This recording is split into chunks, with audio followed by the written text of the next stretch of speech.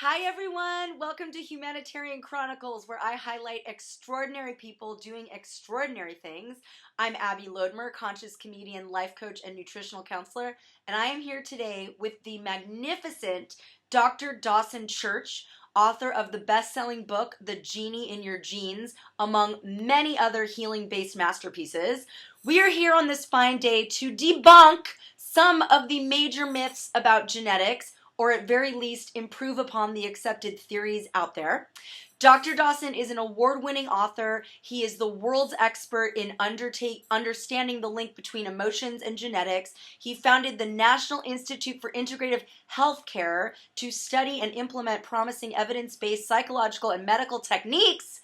His groundbreaking research has been published in prestigious scientific journals, and he is the editor of Energy Psychology, Theory, Research, and Treatment, a peer-reviewed professional journal, and he's also a blogger for the Huffington Post. So without further ado, allow me to introduce this master of all things genetic and healing, Dr. Dawson Church. Welcome to the show. Abby, wonderful to be here and to sample your high energy. It's going to be fabulous, I can tell already. Oh, thank you, Dr. Dawson. I'm so grateful that you agreed to the interview. Well, to start us off, what is epigenetics, which you talk so much about in explaining that the genetic belief out there that we're doomed because of our genetics? What is epigenetics? It is such a fascinating new field of science, and for a century we thought that the genome was fixed. We thought you were born with certain genetic characteristics like your hair color, your eye color, and we also then extended that to things like your musical ability, your sports ability, your preferences in life. And that model of the role our DNA played in our lives was dominant for most of a century. But it's totally wrong. About 85% of your genome is not fixed. It's actually dynamic, and it changes depending on your environment. So certain things are fixed, like eye color and hair color, but once you've got beyond those basics, which is about 15% of the genome, the other 80+% of the genome is malleable. It changes, it turns on and off in response to all kinds of factors. Just for example, I had a delicious lunch today, and so the genes that code for digestive juices turn on, and then other genes, when I'm thirsty, turn on, which stimulate thirst. So just eating and drinking.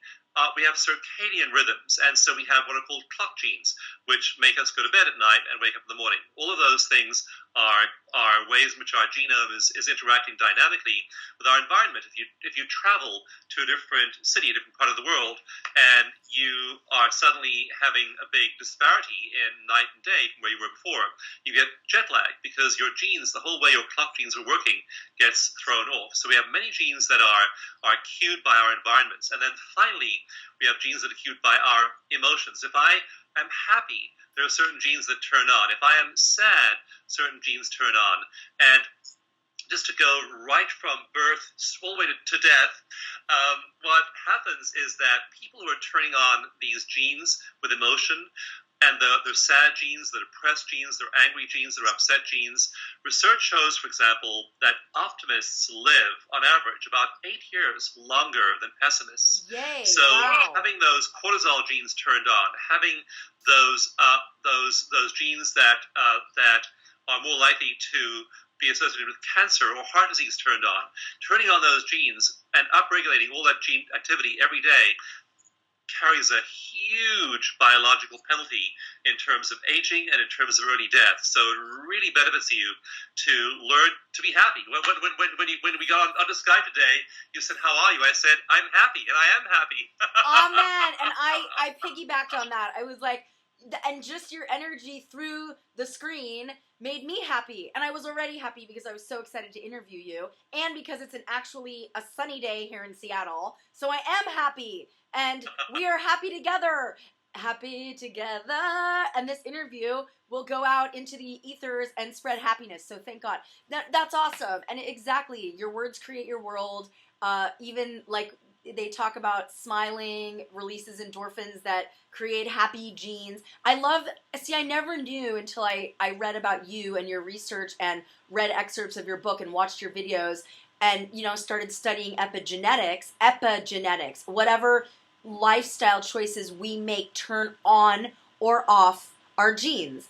I never knew that. I hear about, the happy endorphins, the, smile and you'll release these hormones, but I did not realize that genes per se were responsible for those moods. And Yes. and like you were talking about, from cradle to grave, if we're more happy more of the time, we'll live many years longer, happier, more quality life, but yeah, like, what is the effect of us living in a less than happy state for a long period of time, and can we change that if we decide to get happy? Absolutely. Okay. And the second question is a really powerful one. What can we do to change our state? Because people think their state is fixed, and it's not. So much what we think of is fixed, so much what we think of as being just the way the world is, the way our bodies are, the way our lives are, the way our careers are. Those are just a bunch of worldviews and perceptions and beliefs we acquired somewhere along the line. Many of them are totally dysfunctional. I teach about 30 or 40 live workshops every year, and in those live workshops, I have people go through a list of their beliefs in 5 life areas. And those life areas are work, money, love relationships, health, and spirituality. Mm-hmm. And we find people have a huge number of dysfunctional beliefs, usually around one area, often around all 5. Yes. And those are really going to shift your gene functioning after a while. As we now have the ability, using advanced technology, to look at which genes are being affected too, that's very interesting. I'll get to that in a while. But the bottom line is, when you have a spike in, for example, a stress hormone like cortisol, that's because the genes that code for cortisol are being turned on in your body.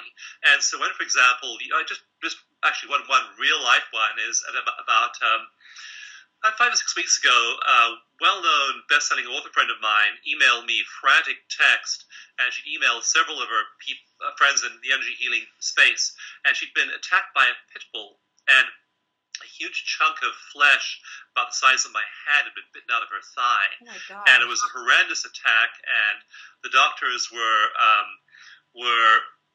saying she needed to keep the wound open 4 to 6 weeks, get skin grafts, reconstructive surgery, and everything like that. She sent out this APB to me and a few other friends in a text with a photograph of her leg, and asked for healing. So along with a few other friends, we did intensive distant healing on her for a while. And a week later, she texted me and said, went to the doctor, won't need a skin graft. The doctor is amazed at my miraculous recovery, how fast this thing's healing. Wow. So the point here is that when you get attacked by the pit bull, you have this huge rise in cortisol, all these stress hormones kicks in, inflammation goes to the side of the wound, and so on. So all kinds of genetic switches are being turned on when you are attacked by the pit bull, when the fire alarm goes off in your building, when you have a near miss on the freeway, when you have a fight with your parents or your spouse or your colleague. But when she was talking about the pit bull attack, when she was emailing people about it, her stress level was high, and you can drive your cortisol level sky high when you remember being attacked, when you remember the car accident, when you remember the fight with your spouse. All of these things can make your cortisol high, just like they were already happening. So our emotions can drive gene expression even in the absence of any kind of objective bad thing. And so maybe you meet somebody who's talking about their bad divorce, and the divorce was 12 years ago. And the divorce lasted, for, let's just say 4 months. But now 12 years later, they're talking about it, they're upset about it, they're bearing all the emotional impact of it in their bodies. They're driving their cortisol high. And again, people with high cortisol have much higher rates of all of the worst diseases and die much earlier deaths and have much poorer quality of life. So that's an example of turning genes on by emotion. Wow. So my whole work is about inspiring people to change. And the change you have to make, Abby, is and I'm just going to say this just as directly as I can. You absolutely have to do 2 things. You have to meditate every day. That's the basis of a happy life. Every day I wake up and I meditate addictively. Why addictively? Because after a while, you get so used to feeling good, you get used to the rush of endorphins in your brain, you get used to your serotonin and dopamine being balanced, you get used to all the feel-good hormones you have. And so with all of this going on in your body, it's addictive. You want to feel good. You're motivated to feel good because you expect to feel good every day. So number one is to meditate every day. And we're going to give people a website later on where they can go and download a very simple meditation which I developed, which is super easy to do. Takes just a few minutes every morning, but it'll totally reset many of the hormones and neurotransmitters in your body. The second thing you absolutely must do is you need to develop a strategy for calming yourself during the day when you get upset. So you meditate in the morning, you're feeling great, you drive to work, you walk in the door, you see this guy who's a jerk, your mood plummets right away. What do you do then? Okay? You need something to do when you're upset in the moment, and that something is EFT tapping. EFT tapping is tapping like this in acupressure points. There are 12 of them you tap on, and this acupressure stimulation rapidly resets your whole nervous system so you feel good and get back into that calm state you began in. So you need to tap and you need to meditate. Do those two things, and it'll totally reshape all kinds of things about your mood and going down to the level of your genes. We're now doing research on the epigenetic effects of meditation and tapping. We're finding that dozens of genes are being affected all throughout your body when you do these things. So those are the two things you can do to reverse this phenomenon. Everyone gets stressed. Everyone has bad stuff happen. But those who are wise, those who want to stay healthy, do things to counteract those stresses. I love that you just talked about all that. Dawson, I love what you're saying. Thank God, honey, it gives me hope because I come from a long line of very stressed out, very overly emotional, depressed, and diabetes, diabetes-ridden, Alzheimer's-ridden Jews, shall we say. We're just...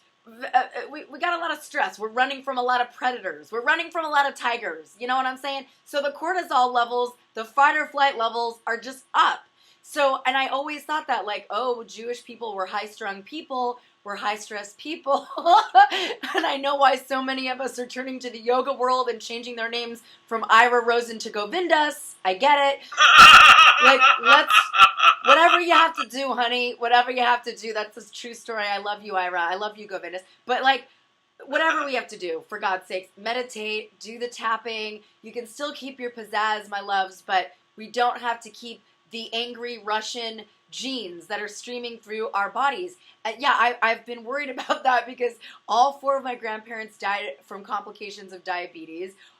So many in my lineage, but then of course my parents saw that happen to both of their parents and said, we're going to have a gym in our house. We're going to exercise every day. My mom does power yoga. My dad exercises, plays tennis every day. They eat healthy. They're always striving to learn more, and they're healthy and vibrant. So many of their friends, they're in their 70s now. Many of their friends have already died of cancer and other non-genetic lifestyle diseases. And my parents are healthy and vibrant and happy and enjoying life. And it's their choices that made them like that. So Mom and Dad, I love you. You're great examples for me. Thank you. But no, I love that you're saying that, and I love that you're letting us down off the hook of being slaves to our genetics and I'm doomed, woe is me, my dad died of a heart attack at 50, I better be careful because I'm 49, and that fear can also perpetuate the onset of a heart attack too, which you talk about a lot. Don't bring on these things. Yeah, and I'll tell you something else. As far as being Jewish goes, I went to a high school where most of the other, it was a boys' high school. Most of the boys were Jewish. And then when I moved to the U.S., I wound up for 10 years in New York, in Washington Heights, where all my neighbors were Jewish. Literally every single person in the entire building. There may be 2 or 3 Gentiles there, but I was like one of the very few. So I was just immersed in Jewish culture, especially New York Jewish culture, and so it was a really interesting time, and it was a really, really fun time for me. And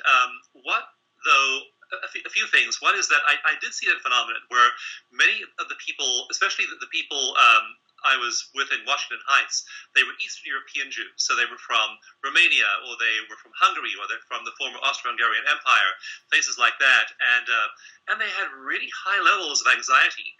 Now, what we now know from new epigenetic studies. Oh, some of them were Holocaust survivors or the children of Holocaust survivors. Now, one of them, I'm getting chills as I say this, because what I'm about to tell you is really new research.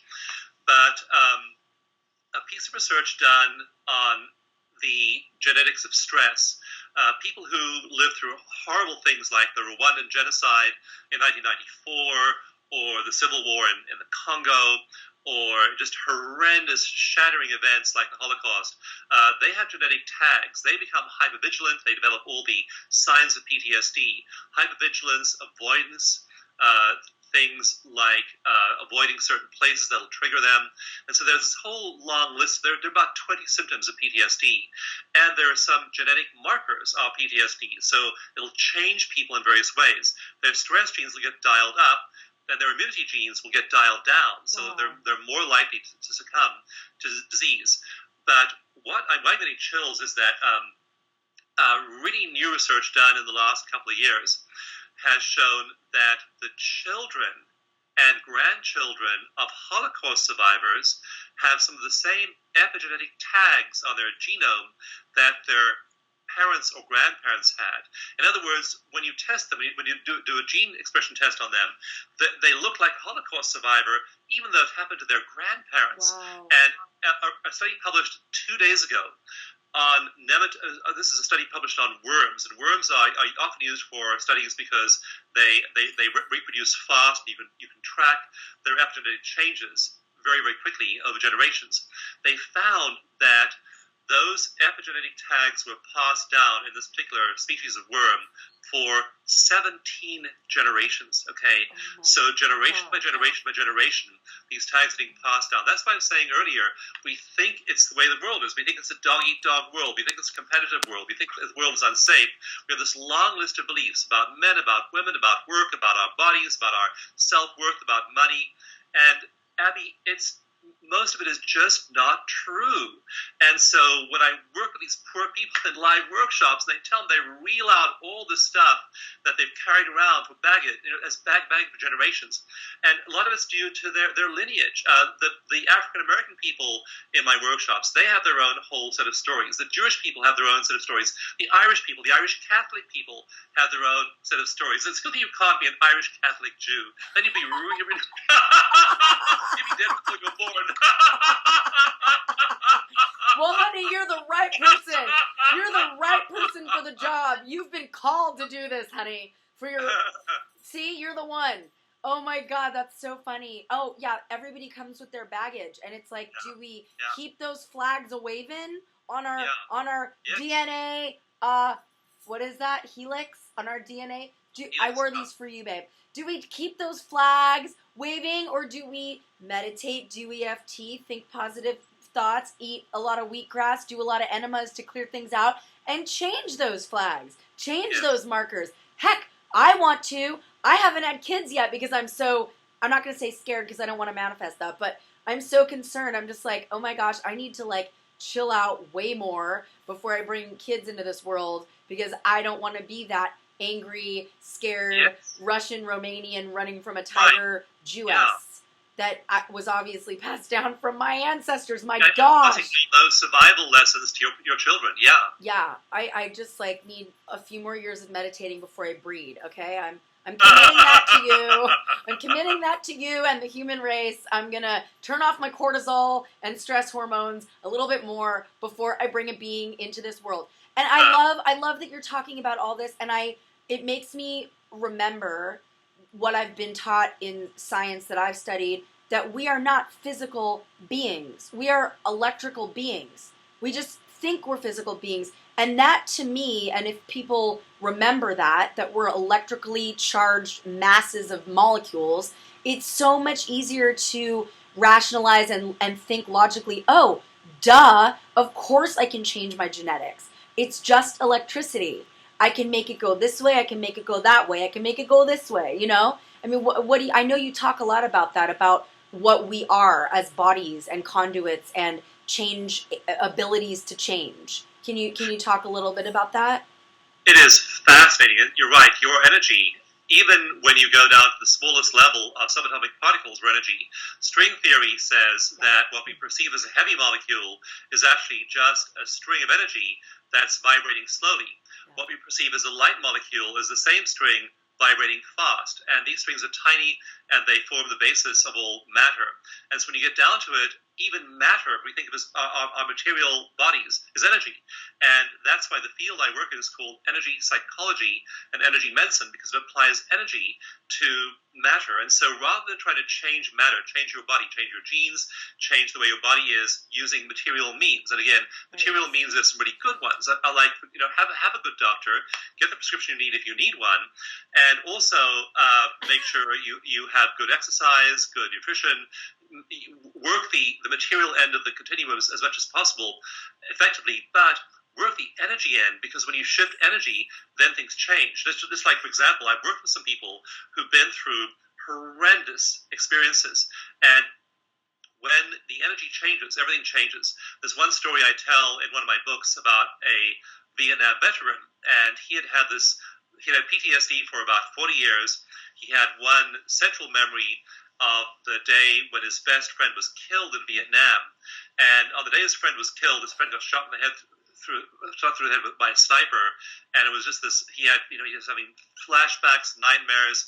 Just couldn't deal with this. He was also very sick. He had a lot of medical symptoms, and when he finally got some help, and the therapist he was working with tapped with him, did EFT on that memory. He described the memory and how every day he and his best friend in Vietnam, they'd go on patrol, and he'd always be on the right, his friend was on the left. But that day, he was on the right, and his friend was on the left. They switched positions. So for 40 years, he had the script running in his head that he took the bullet that was meant for me.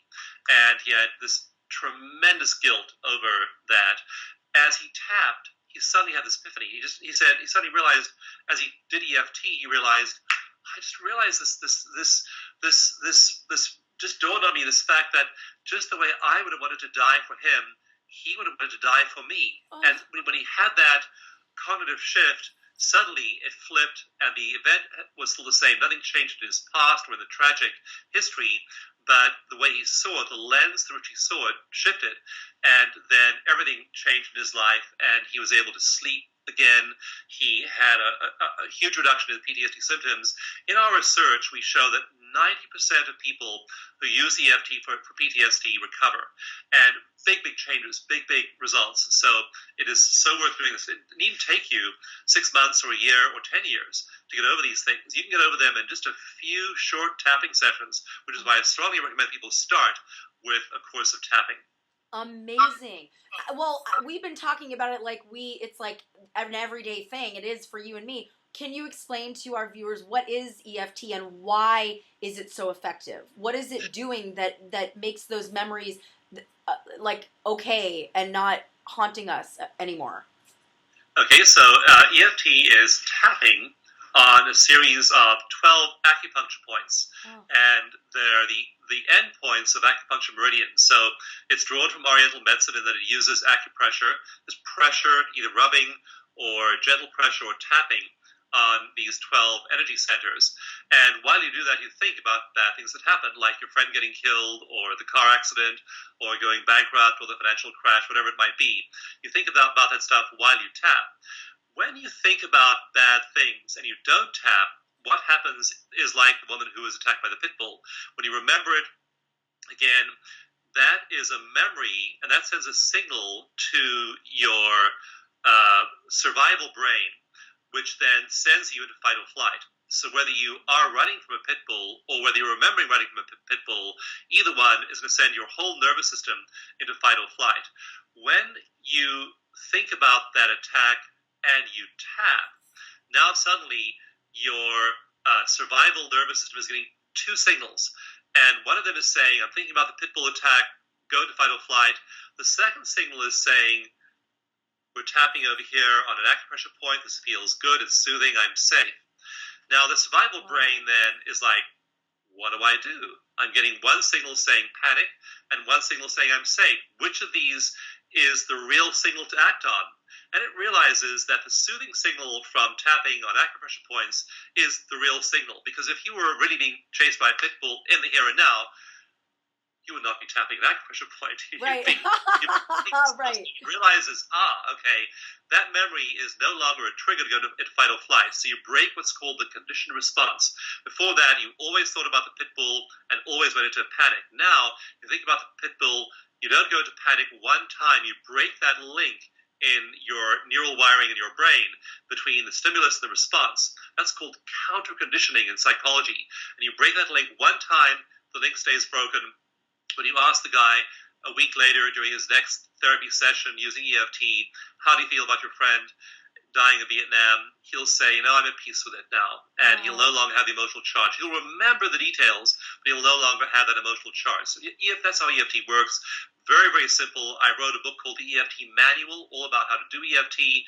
Also one called the EFT Mini Manual, which is free, and we'll tell you how to get that. Yes. So those are the two things I recommend you do. Meditate every morning and tap when you're upset.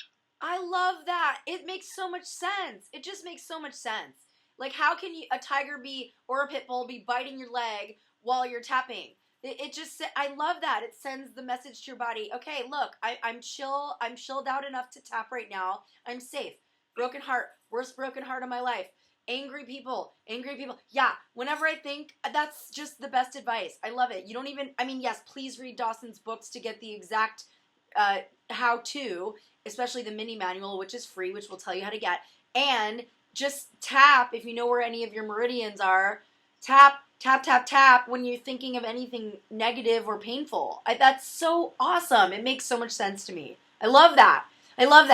Okay, you're amazing. Thank you. Okay, I'm going to do it. Like, just in my car, when these memories come up, I wish that more doctors in the allopathic medical world knew about this stuff. I know they do. And also, our trainings, 3 years ago, actually, we were accredited teaching EFT, and so now if you're a doctor, if you're a psychiatrist, you get credit from the American Medical Association for taking these classes. It's amazing that 10 years ago, all this stuff, Oriental medicine, acupressure, EFT, was thought to be so weird, no medical personnel could take it. Now, if you're a nurse, you get credit from the American Nurses Crediting Commission. If you're a social worker, you get credited for taking these trainings. If you're a doctor, you get AMA credit. So wow. It's not like millions of doctors are taking this, but sizable numbers of doctors show up in my trainings, get trained, and they're using it with their patients. I remember I did a presentation called Grand Rounds at a big hospital near here a couple of years back, and it was an hour and a half at lunchtime. All these psychiatrists and psychologists and therapists came into the room, and we did an hour and a half of tapping together. They literally went out of the room and they began tapping with their patients that day. Wow. So when people in the medical world discover it, well, for one thing, they're far more effective. Suddenly this person who's has an anxiety attack, just one simple example, needle phobias. So many patients don't get things like dental treatment or medical treatment because they're afraid of a needle.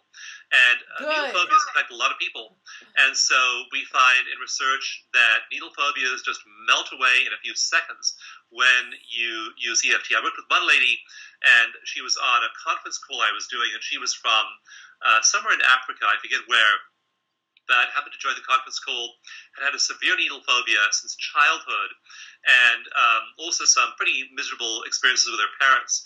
We tapped on those, and her needle phobia just disappeared. She'd been avoiding needed dental treatment for years. So, and if you let your teeth, if you don't get things like cavities treated, then the effects are, they just accumulate year after year. So she was able to go and get that treatment right after tapping. So it's really effective, and it is working its way into medicine and psychology, slowly but surely. Thank God. I'm just so grateful for you. Thanks to the work you're doing. Yes, because so many allopathically trained Western doctors are taught to treat just the physical symptoms, not the problems, not the causes. And they're also, a lot of these science-obsessed, they're obsessed with how things work instead of just looking at, wait a second, but is it working? Who cares how it's working? It's working. Like you were talking about your friend with the pit bull attack. Prayer helped her heal faster. All of you in the energy world prayed for her, and the doctor couldn't believe how quickly she healed and didn't need the skin graft, okay? Prayer works. Energy healing works. Massage, body work, Reiki, it all works above and beyond Western medicine. In fact, I'm just going to say it. Western medicine is one of the #1 killers of life on Earth. Beyond war, beyond famine, truly, beyond any disease, I'll say it. I mean, look at the statistics. Look up some numbers. They're on the CDC's websites. Anyway, I'm not going to go there. That's another video. But a lot of people that I talk to, especially doctors, want to debunk tapping and energy work and prayer. And it's like, you know what? Look at the stats. Look at the science you've done, the research you've done, and so many other energy workers and healers have done. And who cares that you can't see how it works? It's not a physical thing. You're not going to ever see, maybe, unless you have a near-death experience or you become a yogi, you're not going to see how it works, but you're going to see the effects of it. So let's just focus on the effects. We're happier. And I know I love your life story where you were a miserable, sickly, you say it yourself, like you were miserable and sickly. I was too. I was a miserable, depressed, sick person. I was born with colic, gut problems my whole life. And, through going vegan, enemas, colonics, really focusing on healing my gut and thinking positively and affirmations. And now I'm going to integrate tapping, just see how much happier and more successful I become. I'm a new person. I'm a different person. I can hold, keep a relationship. I can keep friendships now. I'm not this erratic, manic, Russian, Romanian Jew running from a tiger. It's like I'm just so much. I know you can't tell because I do seem whatever I seem, but I am so much more balanced and so much more happy and content with my life these days. And I know you have the same story. And hence epigenetics. If you're born crabby and you're born depressed and you're born miserable and sickly and you feel like crap, guess what, my loves? There is hope. But you have to do the work. No doctor is going to prescribe you a pill that's going to help you reframe your brain, reframe your story, channel better energy through your meridians. You have to do it. Meditation, tapping, epigenetics, baby. You are not a slave to your genetics. You can tap your way to better genetics. Epigenetics.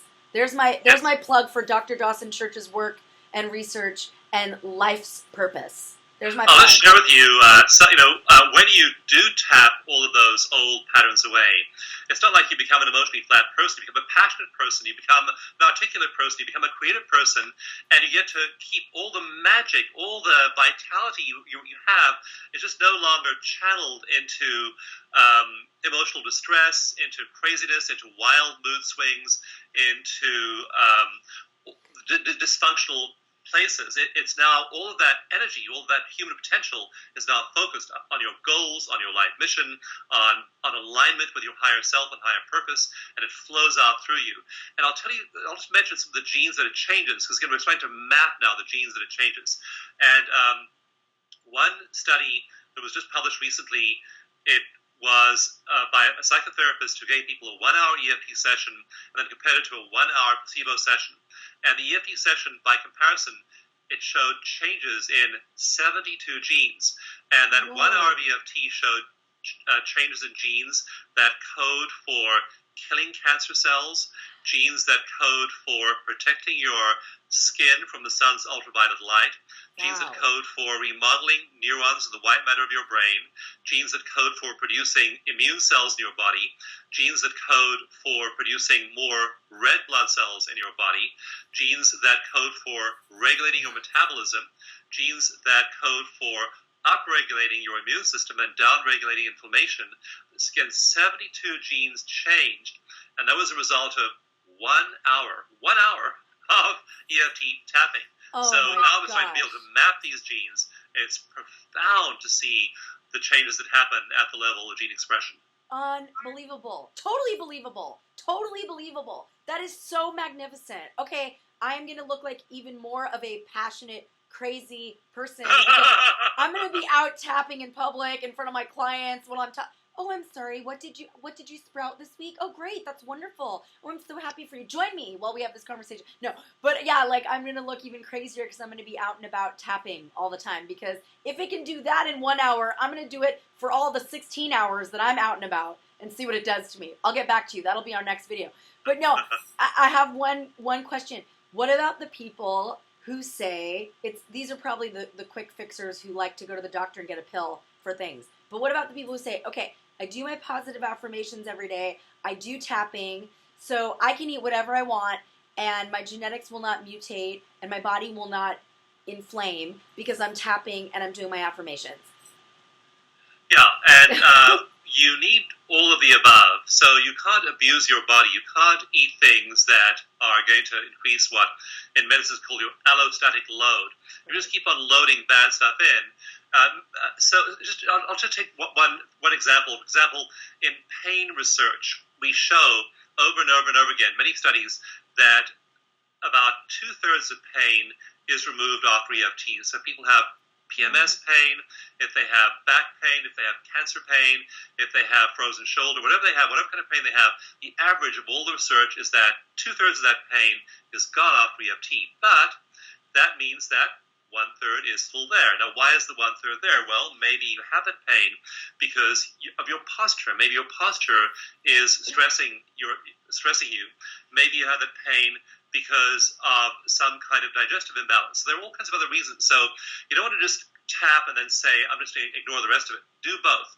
Tap, remove the emotional component of your issues, and then use all the appropriate other remedies for the remaining part of your issues. But what you don't want to do, you don't want to be having that pain and then try to medicalize the emotional part of it. Because all you'll do then, if you get medication to mask that 2/3 of pain that's emotional, then all you'll do is you'll mask it and not address it properly. Like there's one guy who showed up in one of my workshops. I was doing a book signing, actually. And this guy walked in on crutches. And when I asked for volunteers, he raised his hand. I just ignored him because he told the whole group that he'd had a car crash 2 weeks before. He'd broken his leg. He was on crutches. And he had a pain that was 8 out of 10 level. And I thought, oh, it's just physical pain. Bone fracture, no wonder he has pain. I didn't want to tap with him, so I kind of just ignored him. He kept raising his hand when I asked for volunteers. So I worked with one person, then the next person, then the next person. But this guy was still raising his hand. Eventually, I ran out of people, so I had to work with this guy. And I didn't think I'd have very much success because I just told myself it's a fracture of his large bone in his thigh. So as he began to tap with him, though, it turned out there were emotional components. Like he said that he broke his leg in a car crash. He was driving his car because his wife wanted to go to an event and he didn't want to go. So his words were, she made me do it. He was resentful toward her. So he tapped on, even though she made me do it. I love and accept myself. He then tapped on his anger at the other driver who hit him. We tapped on his fear that he wouldn't heal. We tapped on his disappointment that was taking his body so long to have the cost on something. All these emotional components. After tapping, his pain was down to a 2 out of 10. From 8 out of 10 to 2 out of 10 for his broken leg. So he did still have 2 out of 10 leg pain, but it wasn't 8 out of 10. All the rest was emotional. You don't want to medicalize that pain. You treat it as an emotional issue, and that's the place to address it. That is beautiful. I love that. Just like my therapist used to say, stop rationalizing your feelings. Just feel your feelings. Okay? And tap. Yeah, don't medicalize your pain. Tap it out. Tap it out. It's emotional. Wow, that's an amazing story. Dawson, you're incredible. I know we have to go. I can't wait to interview you again. I have so many more questions for you. But the number one is, where can we find you? Where can we read about this amazing tapping? Where can we see the meditation videos to get started and the tapping videos? Where do we go for our new magical rejuvenated lives? Okay, the easiest place to go is my website, which is just DawsonGift.com. It's my name, DAWSON, DawsonGift.com. And on there, you'll get a free copy of the EFT mini manual with the complete instructions on how to do EFT. So the mini manual is there. Also, I have a 7-step meditation process that is really simple to do. So it doesn't require any of the usual things that you think of as being meditation. It's just a series of postures and breathing exercises you do to put you into very deep states. So go to DawsonGift.com, download the mini manual, and look at the 7 steps for meditation there. There are a whole bunch of other goodies there, like there's a coupon for our weight loss program. We also have a relationship skills program, and we have one for fibromyalgia, one for first aid. We have a whole bunch of online resources there. Wow. But the 2 things you must do are daily meditation for a few minutes every morning, and also you want to make sure you do EFT. Also, in a few weeks, we're starting a 21-day EFT immersion program, which is free as well. Wow. So 21 days of EFT immersion, and you'll get that as well at DawsonGift.com.